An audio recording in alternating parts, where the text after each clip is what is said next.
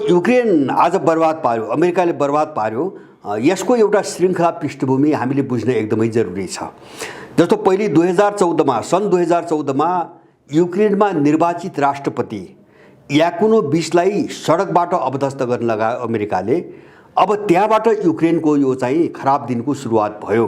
अमेरिकाले त्यसो किन गर्यो भन्छ भने उनी रुससँग सम्बन्ध बिगार्ने पक्षमा थिएनन्। त्यो बेलाका राष्ट्रपति याकुनोभिच रुसी भाषा बोल्थे र यो रसियन हो भन्ने चाहिँ तपाईको एउटा बहानामा मान्छेहरू भट्काएर युक्रेनलाई कसरी नेटोमा सामेल गर्ने, युक्रेनको सत्तामा कसरी चाहिँ रुस विरोधी मान्छे स्थापित गरेर युक्रेनलाई नेटोमा सामेल गर्ने भन्ने योजना अन्तर्गत पहिले उसले याकुनोभिचलाई अवदस्त गर्न लगायो।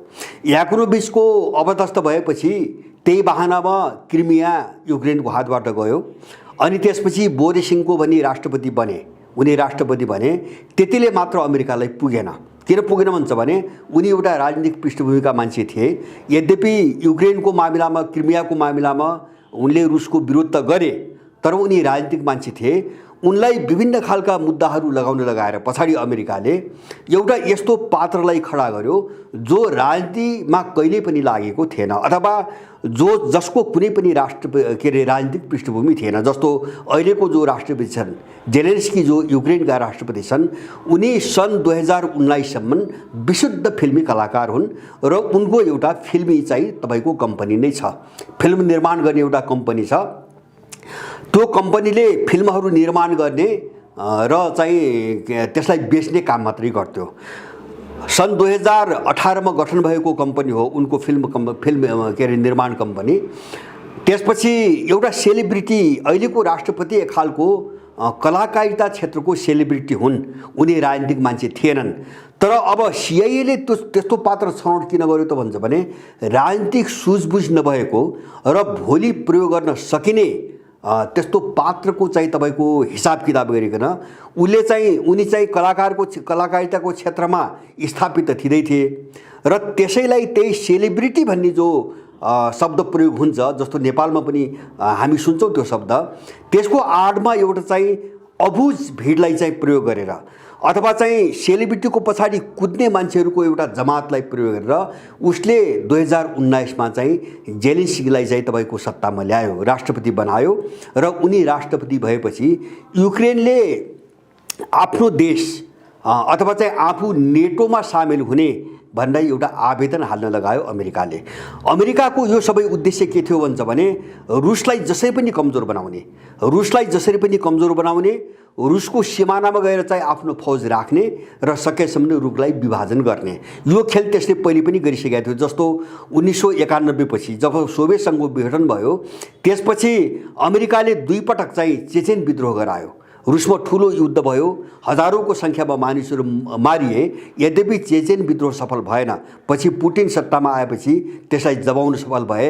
अनि 2008मा उले चाहिँ जर्जियालाई, सोभियत सङ्घबाट अलग भएको जर्जियालाई नेटोमा सामेल गरेर रुसको सिमानामा गएर बस्नको निम्ति जर्जियालाई युद्धको निम्ति उकास्यो र 2008मा जर्जिया र रुसका बीचमा युद्ध भयो। त्यसमा जर्जियाले आफ्ना केही भूभागहरू गुमाउनु पर्यो र तिनी रुसले चाहिँ अलग देशको मान्यता दियो, एउटा भूभागलाई अदेशको मान्यता दियो र युक्रेनको घटना ठ्याक्कै त्यही घटना हो। र नेटोमा सामेल गरेर आफ्नो हतियार पनि बेच्ने र त्यहाँ गएर आफ्नो सेना पनि राख्ने एउटा मिसनमा रुसलाई कमजोर बनाउने एउटा चाहिँ योजना अन्तर्गत युक्रेनमा जसरी हस्तक्षेप गर्दै आए त्यसको दुर्दशा आज अमेरिकाले चाहिँ युक्रेनले भोगिरहेको छ। र मलाई लाग्छ पुटिनको आज रातिको वक्तव्य हेर्ने हो भने उनी कहाँसम्म अगाडि बढिसक्यो भने युरोप युक्रेन कहिल्यै पनि स्वतन्त्र देश होइन, त्यो सधैँभरि रुसको एउटा भाग हो। त्यो ग्रेटर रसिया जो भनिन्थ्यो त्यसको पहिलो राजधानी नै किभ हो। त्यो कुरा चाहिँ अहिले रुसले उठाउन सुरु गर्यो र पुटिनको त्यो अभिव्यक्तिबाट के बुझिन्छ भन्छ भने रुसले समग्र युरोपलाई युक्रेनलाई आफ्नो भूभागमा गाभ्ने एउटा रणनीति बनाएर अगाडि बढेको स्पष्टै देखिन्छ।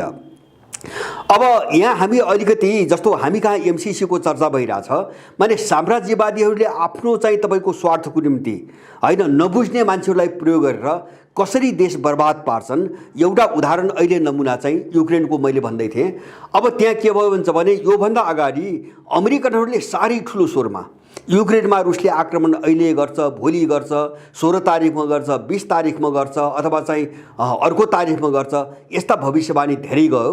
एउटा उत्तेजना फैलाउने काम धेरै गर्यो अमेरिकाले, ताकि उसको मनसाय के थियो भन्छ भने रुस र युक्रेनको बिचमा भिडन्त होस् र रुस चाहिँ युद्धमा फसोस्। उसको एकमात्र चाहना त्यो थियो। र अब त्यो सनसनी फैलाएर उसले युक्रेनलाई अरबौं डलरका हतियार बेच्यो, यो बिचमा अरबौं डलरका हतियार बेच्यो। र उसले बाहिरबाट के आश्वासन दियो भन्छ भने युक्रेनको रक्षाको निम्ति हामी कुनै पनि मूल्य चुकाउन तयार छौँ। अमेरिकाले बारम्बार आश्वासन दियो।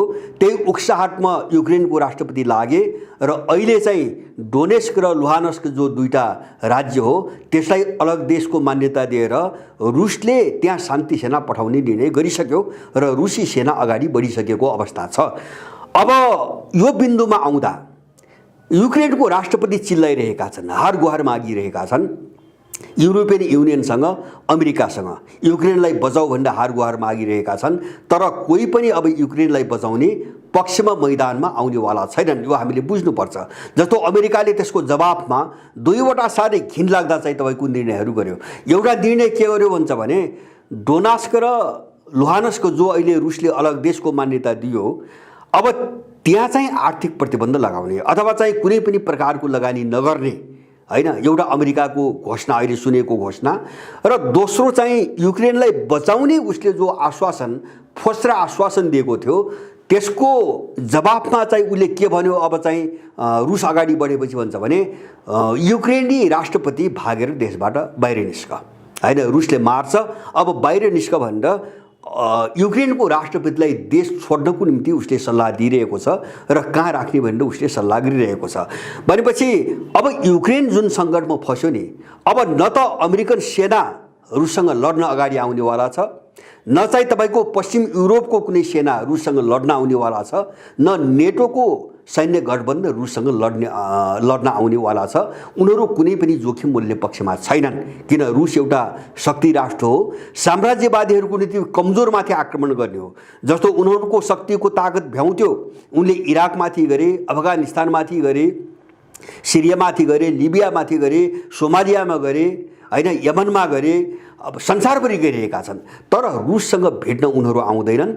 अब युक्रेन शिकार भयो। हामीले बुझ्नुपर्ने कुरा के हुन्छ भने युक्रेन शिकार भयो। अब त्यहाँबाट पलायन हुनुको कुनै पनि विकल्प छैन। युक्रेनको राष्ट्रपतिलाई देशबाट भाग्नुको कुनै विकल्प छैन।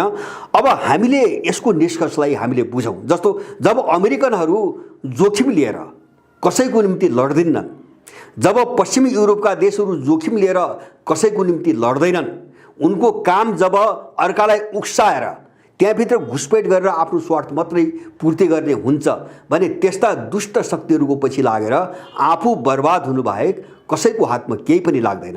एमसीसी त्यही हो, हामीले बुझ्नुपर्ने एमसीसी त्यही हो। र अर्को युक्रेनको घटनाबाट हामीले के बुझ्नुपर्छ भन्छ भने एउटा नेपालमा पनि त्यो खालको सम्भावना खतरा एकदमै बढिरहेको छ।